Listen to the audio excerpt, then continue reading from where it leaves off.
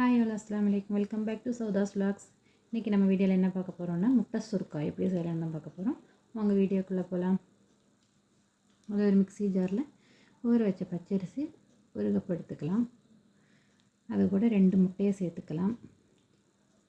உப்பு சேர்த்துக்கலாம். ஒரு கரண்டி சாதம் சேர்த்துக்கலாம். கொஞ்சமாக தண்ணி சேர்த்து நல்லா நம்ம அதை அரைச்சி எடுத்து கொண்டு வந்துடலாம். அது ஒரு பவுலில் சேர்த்து அது கூட கொஞ்சமாக கேரட்டு திருவினதும் 2 பச்சை மிளகாவும் சேர்த்துக்கலாம்.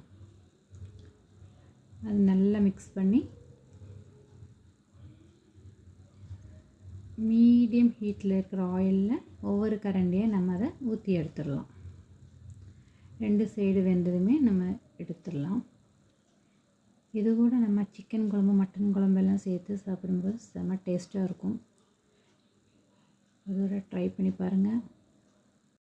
குழம்பு இல்லைனாலும் சாப்பிட செம்ம டேஸ்ட்டாக இருக்கும். வீடியோ பிடிச்சிருந்தால் லைக் பண்ணுங்கள், ஷேர் பண்ணுங்கள், சப்ஸ்கிரைப் பண்ணுங்கள், மறக்காமல் கமெண்ட் பண்ணுங்கள். தேங்க்யூ.